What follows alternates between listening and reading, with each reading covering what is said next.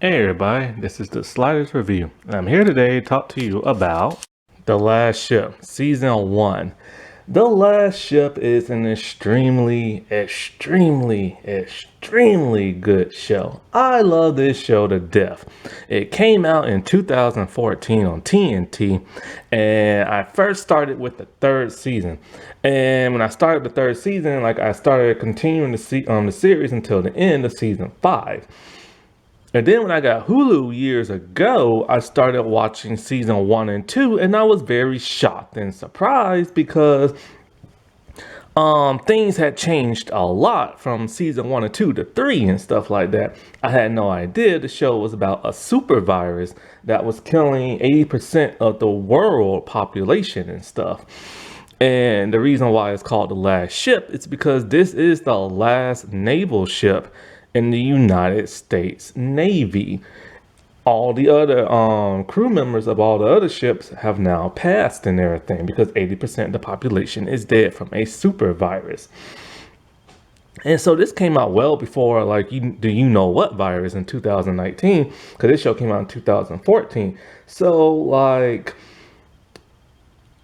when watching this and hearing all these terms, I'm like, oh God, this reminds me of the you know what virus and stuff. Now, this is based off a 1988 novel, also by the name of The Last Ship, by William, no wait, what's his name?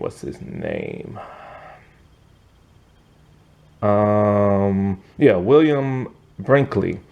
And in the book, it's much different. In the book, the world has succumbed to nuclear war and everything. Basically, the United States and Soviet Union and everything.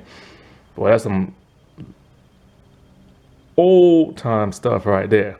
So the show decided to go on a different route with that of a super virus. If it was made today, they probably would not go the super virus route.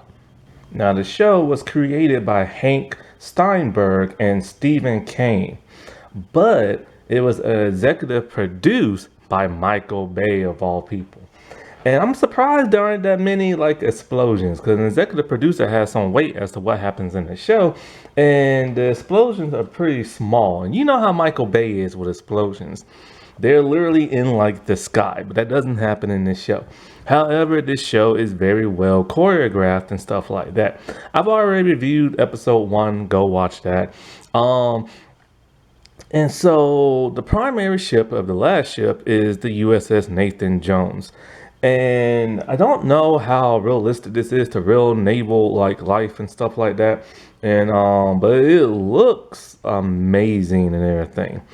And just there's very little ship battle because of the budget of season 1. But when they do have a ship battle, taking down helicopters and other ships, boy, that firepower looks amazing. Mostly the show is hand-to-hand combat, rescue missions, and other stuff like that. And it's just cool to see, man. This is probably, I don't know how many military shows there are. I know there's few, but there's only been 3 that I've known of. Well, 4, but the fourth one is a British military show.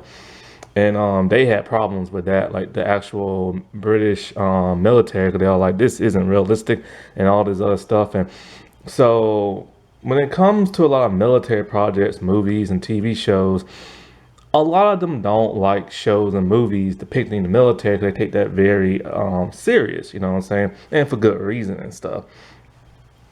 But this is a work of fiction, so, you know. And so this show stars a lot of people that I recognize from other projects. So it's always cool to see people you recognize, and then there's some new ones that you don't. And they turn out to be just as cool. Now, the only problems I have with this show is that you never know how much time has passed in this show. Every episode looks like the same day or the next day. In fact, months take past, but you never really know it unless somebody says it. Also, there's a bit of a pacing issue. They introduced this Russian naval ship and some people on board in the second episode, and then they completely disappear, and then they repop back up towards the end of the season. And you think they'll be like the primary villains because of the stuff that's going on and stuff, you know. And so it is a bit of a patient issue there and there, here and there. Yeah, I can't get my words out. It's freezing. My heater is on and it's still cold. Also, there's a problem with character development and growth. There isn't much in this season. In fact, I had to like relook up people's names just to remember who they are and stuff because they really don't, well, they tell you, but you don't really remember. It's kind of like new Star Trek, like CBS Trek. Like if you ever watch the newer Star Trek shows, you know that like in say Star Trek Discovery, you don't know people's name at all or their ranks or what positions they're in. And it's kind of like this with this show. Like you never really know what some people do. Like you understand what positions they are, but you don't understand, you don't know their ranks and you don't remember their names. And they don't have much character development. The only really character development you have is like the main characters, the captain, the commander, the two doctors, um, and that's really about it. There are other characters that pop up here and there, like Master Chief, and the con officer, but they have very like little to do in the show. And another problem I have with this show is that no matter what season it's in, when it comes to the main characters of like the ship, they always kill the people of color off. That pisses me off, no matter what season it is. Like the first naval officer to die is a black dude. Then the second one, I think he's Jewish.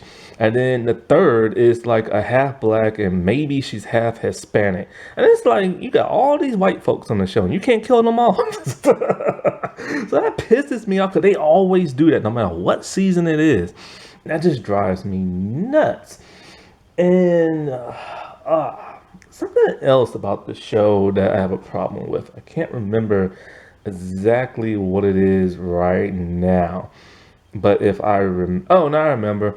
It would have been nice to see what happens in America because the primary focus is on that of the USS Nathan Jones. So we're stuck on the naval ship for the entire season until like, you know, they go to like a foreign like island or something like that or another ship. But for the most part, it would have been nice to see the chaos that happens in America, seeing like how they're affected by this virus. We only get like a small clip of it in the first episode, and then by like the ninth and 10th episode, the ninth episode, we start seeing like the captain's family and a little craziness that's going on in the city, but then we get to see a bit more of the craziness in episode 10. So it would have been nice to see that happen. But there's some great twists and turns in this show, the things I was not expecting. But all in all, it's a really solid, hard-hitting, gritty action series drama. And, you know, let's get into a few characters before I get into what happens with the rest of this season. We have the CO, Commander, Tom Chandler, but he later becomes Captain. And he's played by Eric Dane. Now, he was Multiple Man in the third X-Men movie, and he used to be married to Rebecca Grayheart. Boy, I used to have a huge crush on her. Let me tell you and stuff. He has a family in this show, son and daughter, a father, and like a wife. And he's a very like, you know, hands-on captain. Like when something popped out of the ship, I don't know what it is. It's like something that has to do with the fuel, and he had to hold it in place. But then his Master Chief told him let another officer do it because this could kill you and everything. You know, you're supposed to protect the captain, but he doesn't anyway. Tells him to turn on the power, it electrocutes him and stuff like that. So he's very hands-on. He's very militant. One thing I love about this show that the voices, a lot of the male characters have very strong, stern voices and stuff. They really make you feel like they're military and stuff. It was nice to see him get like more roles, but he's battling his own demons to the point where it almost affected the show in the later series or later seasons and stuff. But yeah, like he's like your all around standard like Star Trek type captain. He's noble, he's brave and stuff like that. His XO, his commander, is a little bit of a butthead. He's very stern. He's very like, well, very, very stern. He used to be a former, like, homicide detective. He was once going to be played by Titus. I forget his last name. He's playing currently Lex Luthor in Titans. But Titus was supposed to play him, but then had to like bail out. So they got another actor. I've lost all respect for this actor. He is a douchebag of an idiot, and like he just gets on my nerves. So I don't even like talking about this dude. And so like, but Titus does show up in the later half of the season. But him and the captain are always butting heads and everything. I mean, they're always butting heads. Dr. Rachel Scott. She is played by Rona Mitra. Well, I've never like I could never say her name. I've seen her in so much stuff. She was in Sonya in the third Underworld movie, and she was in something else a long time ago. She's been in a lot of stuff. Some things are hit, some things are missed. I first saw her in Sweet Home Alabama. She was also in the last season of The Strain. She is the doctor trying to find a cure for this virus. She's been working like undercover with her assistant Quincy for 4 months in Nathan Jones, and they had no idea and everything because they had no idea about the virus because they was outside at the hot zone and everything. And so like she is desperately trying to like find a cure. And when Tex come onto the show in the second episode, he's constantly hitting on her and stuff to the point when they do make it home, she gets jealous because he starts like hitting on like another woman when he sees her. But then they kiss in like, the finale and stuff like that. And she is extremely smart, holds her own and everything, even though the crew doesn't really like her or trust her that much because she deceived them for 4 months. Dr. Quincy, he is, I don't know if he's British or what, but he's also a doctor scientist and he helps out Rachel. It turns out at the end of the first episode, he has betrayed the Nathan Jones and Rachel. He is collaborating with the Russians and stuff. And they have his family hostage.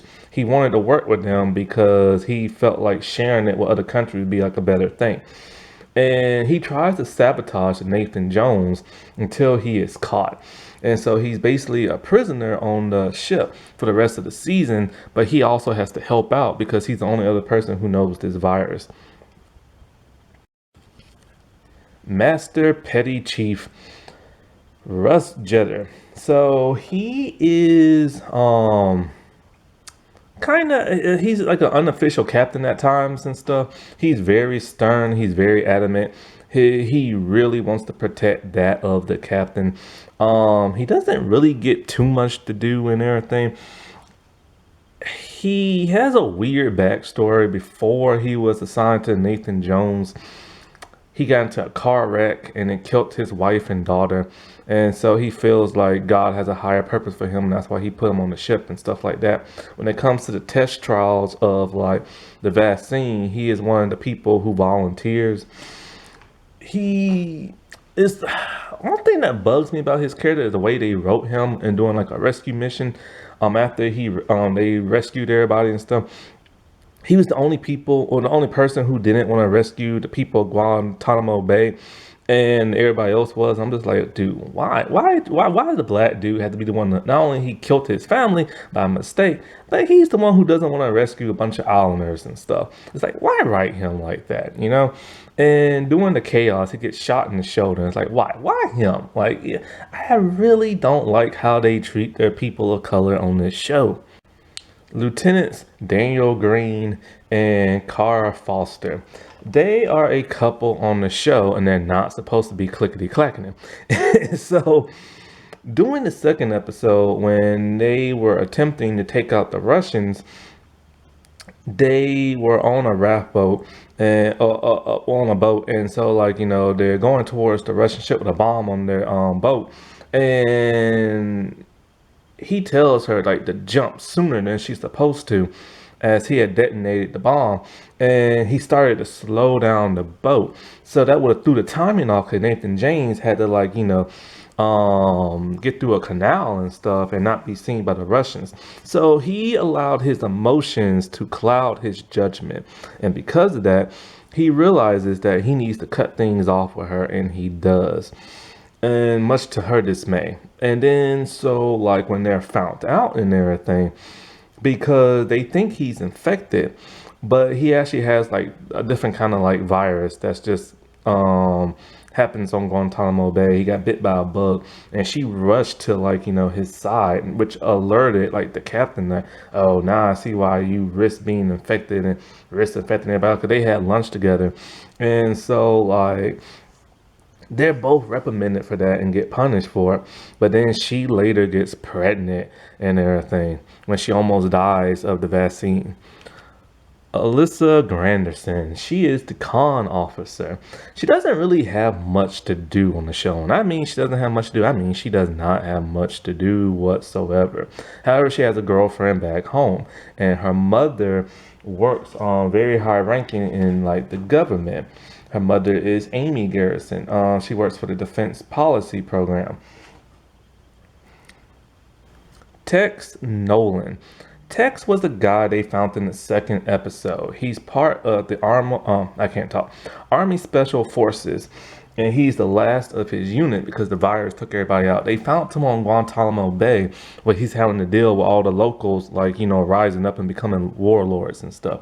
He's very sarcastic. He flirts with pretty much every woman he sees. When he first shows up, he's into Car until he finds out that Daniel's in there. And then he starts hitting on like Dr. Rachel throughout the rest of the season, until he gets back home and he sees a female cop and he starts hitting on her right in front of Rachel.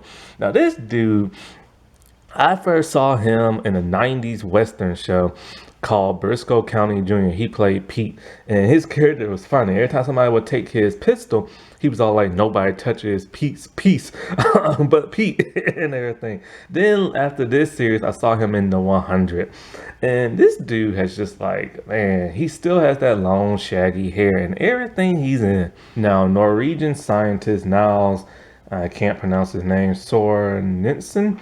He is a man who trying to find a cure on his own, but he wants all the glory. He is also somebody who has a helping hand in exposing this virus to people.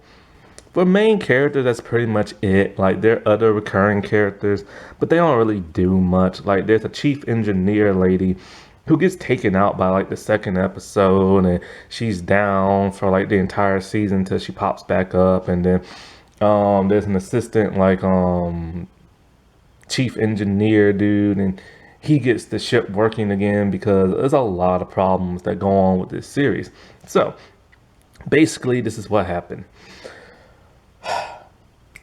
4 months ago, they were on a mission to the Arctic to help these two scientists collect samples on birds and crap like that. But it turns out that was a ruse, and they had no idea. Turns out that the two scientists were trying to find a cure for the virus called the red flu. Now, the red flu originated as a natural virus and everything. And so, like, when it originated as like a natural virus, it just started affecting like birds and little small animals, stuff like that, right? But then something happened. It later went to the human population. And so this is what she's been trying to like research. She was in Egypt, and it affected the people there and killed so many. It has killed 80% of the population of people on Earth. All the major governments in the world and the world leaders have now fallen. The president of the United States is the secretary, House Speaker, or the House Speaker and everything. And so, like, because the president and vice president, I don't know when they died, but they died off camera. And so there is no military really in the world. And every country is starting to pop up with warlords and people trying to take over and stuff like that. It's in total disarray. So Captain Chandler, he ordered Nathan Jones to sail away from America once they find all this out, because they only have like the two people who is working on the cure and stuff, to the dismay of the crew. And so when they leave, they head to Guantanamo Bay. They have to start refueling and stuff like that. There are a lot of problems that happen with them, all kind of obstacles they have to, jump over and stuff. When they find out of Tex in Guantanamo Bay, when they go on the other side of it, they're there for like, just to scout the place out, look for whatever resources they can, and to hunt for food. They are running out of food. That's one of the major things. They're running out of food, they're running out of water. And so, like, in one episode, deals with them in the water shortage. They are literally running out of water. And the equipment that's supposed to purify like the seawater is like not working. And so when they go to like the island, they find things like beer and all kind of stuff. They have to extract water from everything they can, juice from like canned goods, beer, you name it, because they are in desperate need of it and they are dying of thirst until they're able to get to one part of the island where they are able to stock back up. And I already told you in the first episode, when they went to that, I think, Italian ship, the naval ship, everybody there was dead, and they was able to restock up on food. That's where they was able to get the canned goods to make like the water and stuff like that. And so while everywhere they go, the doctor is taking strands of the DNA samples from people who have the virus. She has the Italian strand from the Italian naval officers. She has the one from the Egyptians, and she has the pure source that came from the Arctic that the birds were carrying. And so, like, after they get text, and I said they go on the other part of the island, they meet some of the locals who are infected. When you are infected, boils come on your face and like blood lesions and stuff like that, and you burn up of a fever. And so, like, they're scared. They don't want to get infected. And they had their masks down at first. So they pull them back up with their guns drawn and they hightail it on out of there, telling the people they're sorry, but they can't help them. You know what I'm saying? Because they literally can't, because then they'll get affected. And so when they go on the other side of the island, things get crazy. There's a warlord who's taking up the island and stuff, and he is ruthless. And he's messing around with the young girls. He's killing people left and right, and he takes the crew hostage. Now, one thing that bugs the snot out of me is like when they ambushed the crew, everybody had their guns drawn on everybody. Somebody could have taken that shot, right? Yeah, and so it's the typical television format. The crew gets captured, they're talking about they don't negotiate with like, terrorist type people. Then like, the warlord fears that the naval ship will find them and blow up the island. So he lets them go. See, they was on the island because they needed monkeys to test the vaccine on.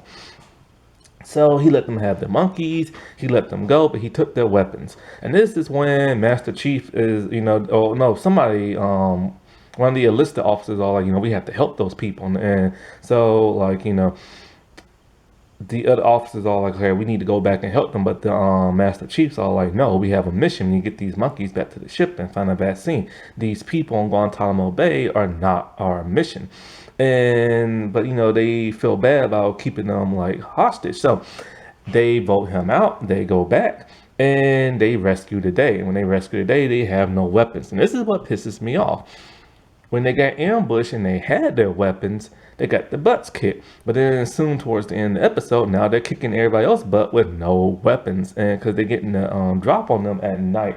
But that's just so weird. Like, I've never understood that in TV format. It's like first they lose, now they're winning, and they have no weapons. So then, of course, when they start taking one person out one by one, then they start picking up weapons and stuff. And so they kill the warlord. Well, no, actually, they don't even kill him. He surrenders and he thinks he's gonna be taken hostage. But then the dude who's the mayor of that island, he just stabs that dude over and over and stuff. And so, they get their monkeys and everything. Now, the doctor, by this time, oh, I didn't even say what happened in the second episode with the Russians. I completely forgot about that. So, in the second episode, after Quincy tried to sabotage the ship and everything, he later gets found out. And he says that, he blames the doctors, all like, you just wanted to like find a cure for yourself and you didn't want to share it with the rest of the world and blah blah blah blah blah. So that's why he went to like the Russians and stuff. And but then the Russians betrayed him and held his family captive. And his mission is to bring the doctor and all her research to the Russian ship.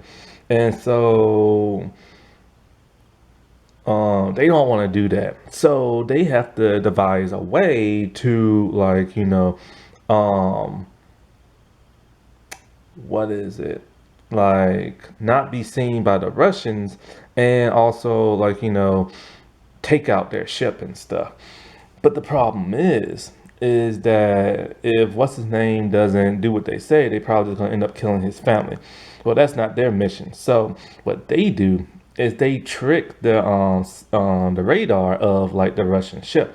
I don't know how they did this. I don't know if it really works, but they had two antennas and they had a huge thing of aluminum foil to look like the mass of like the ship. Somehow it worked. I don't know if that's real or not. Like I said, this is a fictional show, but it worked on the show, and they was able to fool the Russians. And so this is when Daniels and Carr go on the boat and they blow up the Russian ship, but they only messes it up. They don't like completely destroy it. And so after that, Quincy is taken like prisoner, and he's being confined to his quarters. And when so they still have his family over there. And so like now that Dr. Rachel has her monkeys and everything, she's running tests on them with the virus and the vaccine. Well, things are not going her way. She tells like, the captain and everything, she could be soon to like a breakthrough and everything like that. He jumps the gun and tells the ship that. So they get their hopes up. And it turns out all her monkeys are dying from the virus and the vaccine. It is not working. So she has to get rid of them. But he tells her, like, because they can't keep them on the ship. They would infect people. So he has her dump them over in the middle of the night. She gets caught by some of the enlisted officers.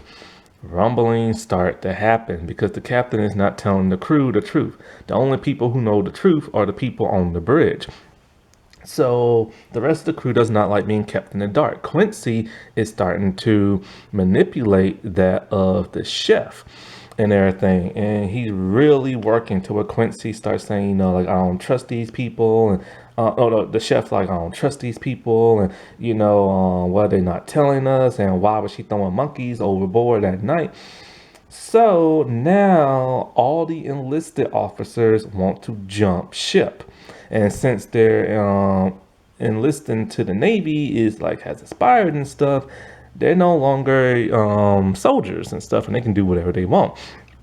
This is when the captain has decided, you know what, I'm just gonna tell the truth. And he tells the truth, and then thankfully all the enlisted officers stay and everything. And the good news is one monkey survived. So she thinks she has a cure, right? And so like, but she hasn't tested it out on humans. Well, something interesting happens at some point. Because like when I said before, the ship is always malfunctioning, they always fixing it. Anyway, at some point, they get a communication from a young girl, like a teenage girl from Jamaica. And everybody on her boat is dead except for her. This causes them to think that, hey, if she's the only person alive, then, she must be immune and they need her antibodies. So they go out and they find her.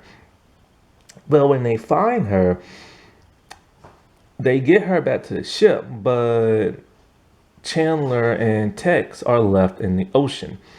And so next thing you know, the Russians pick this up. Now, the Russians have a unique individual that they have captive in a quarantine.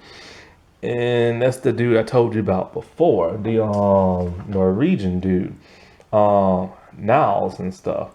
And so like they end up capturing that of Chandler and Tex. And of course, what they want Rachel and stuff, and they want the vaccine, but she has not tested it yet on humans.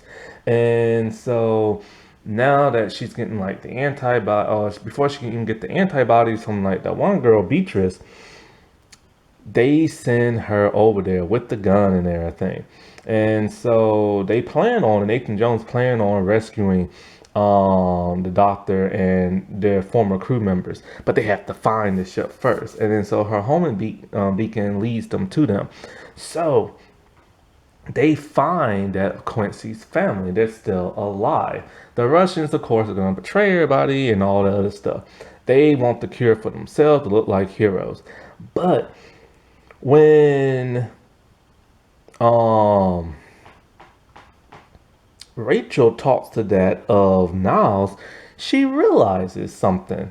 He is patient zero. See, what had happened is that he wanted to test the virus out. First, it was natural on just like little tiny animals, but he wanted to see if it could spread to humans, and if so, he wants to work on the cure so he can be like famous and stuff. And so he injected his DNA into that of the virus, which rewrote its code to where it could now affect humans, and then he reinfected himself.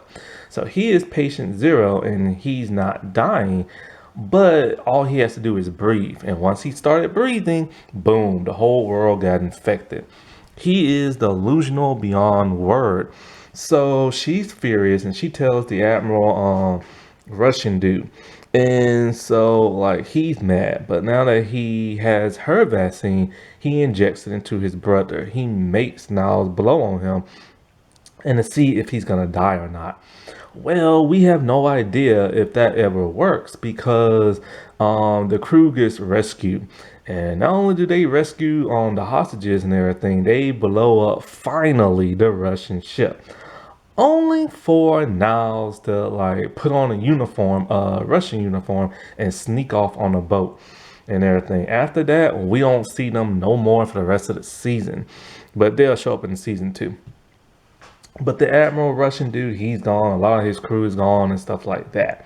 So now Rachel is trying to use the antibodies of Beatrice, the Jamaican girl, to find a cure and everything. And so like now has to come to test trials. And this reminds me of what I was hearing about the you know what virus and its test trials and stuff. And so, but with ours, they had the with our you know what virus, not me as a test trial person and stuff like that, but like our country, what they did was they have to infect people with like the virus, and like they have to give them the vaccine and see will it work, but they also give other people like a placebo and everything. But I don't think they will go as far as to infect somebody with the virus. Well, I think it's like a modified version of it or whatever inside the vaccine as they're giving it to somebody. I remember I had a friend in college. He used to do those test trial things for money, and they gave him a placebo, but they let him go out in the populace. So he must not have whatever they were trying to cure must not been so bad that he can infect people. And he was just acting all weird, but he had a placebo. So basically, what Rachel did was this: she needed volunteers. They only had like her lab is small on the ship, and so she only fit like 6 people in the room. So Captain Chandler, he was gonna involuntarily make people volunteer and stuff, which pissed off his XO. But then next thing you know, people started volunteering. One of those people was Kara and Tex, and also Master Chief. So also this one enlisted dude who ended up getting shot early, but it's fine now. And he was one of those people who wanted to jump ship. So everybody's in there. Oh, also the chief engineer lady who finally reappeared in the show. And some other woman who's half black, half looking Hispanic and stuff. So everybody's there. They got the vaccine.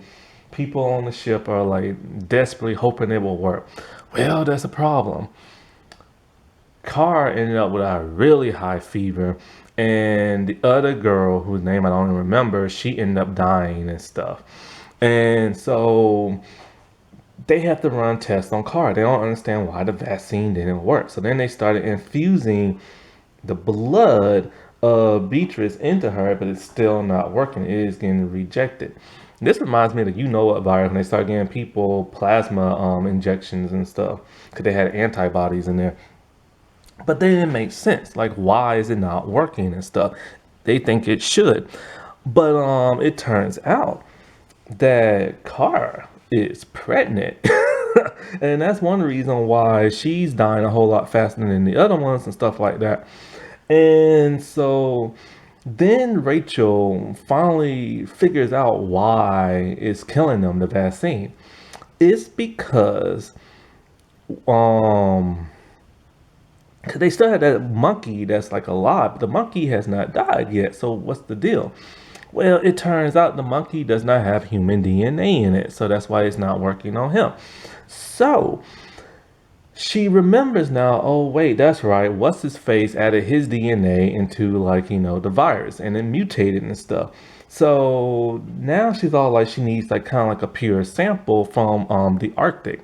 And she has three samples, the Egyptian one, the Italian one, and the Arctic one. So she takes the Arctic one, she does some scientific like stuff and like encode like the vaccine to trick the virus and blah blah blah blah, stuff like that.